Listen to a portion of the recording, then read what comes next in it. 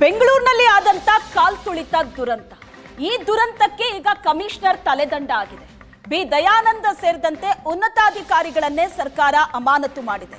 Central DCP, Cubbon Park ACP ಅಮಾನತಾಗಿದ್ದಾರೆ. Cubbon Park police station inspector, DCP central, ACP stadium in charge, additional commissioner ಸೇರಿದಂತೆ ಹಲವರನ್ನ ಅಮಾನತು ಮಾಡಲಾಗಿದೆ. ಅಮಾನತು ಘೋಷಣೆ ಮಾಡಿದ್ರು CM Siddaramaiah.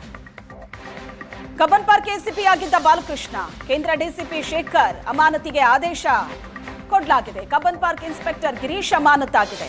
Additional commissioner Vikas Kumar suspend ಆಗಿದ್ದಾರೆ. ಕರ್ತವ್ಯ ಲೋಪದ ಕಾರಣ ಕೊಟ್ಟು ಪೊಲೀಸರನ್ನ ಅಮಾನತು ಮಾಡಲಾಗಿದೆ.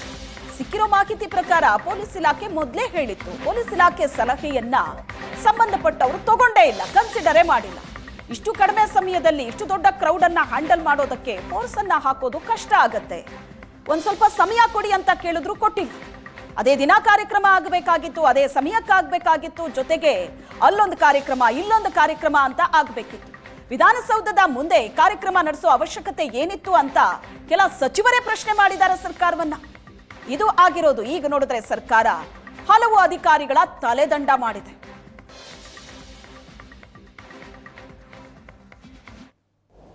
Police inspector, station house master, station house officer, ಮತ್ತು ಆ ಭಾಗದಲ್ಲಿ ಬರ್ತಕ್ಕಂಥ ಎಸಿಪಿ, ಸೆಂಟ್ರಲ್ ಡಿಸಿಪಿ, ಕ್ರಿಕೆಟ್ ಸ್ಟೇಡಿಯಂನ in charge, additional commissioner of police ಮತ್ತು ಕಮಿಷನರ್ ಆಫ್ ಪೊಲೀಸ್ ಇವರನ್ನು ತತ್ಕ್ಷಣದಿಂದ ಅಮಾನತುಗೊಳಿಸ್ತಕ್ಕಂಥ ತೀರ್ಮಾನವನ್ನು ಮಾಡಿದ್ದೀವಿ.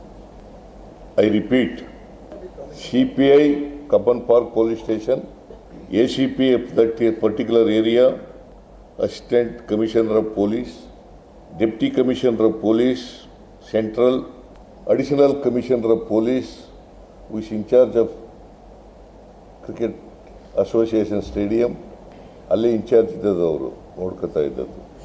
ಆಮೇಲೆ ಬೆಂಗಳೂರು ನಗರದ ಕಮಿಷನರ್ ಆಫ್ ಪೊಲೀಸ್, ಬೆಂಗಳೂರು ನಗರದ ಕಮಿಷನರ್ ಆಫ್ ಪೊಲೀಸ್ ಇವರನ್ನು ಅಮಾನತುಗೊಳಿಸಬೇಕು ಅಂತೇಳಿ ತೀರ್ಮಾನ ಮಾಡಿದ್ದೀವಿ. ಪೊಲೀಸ್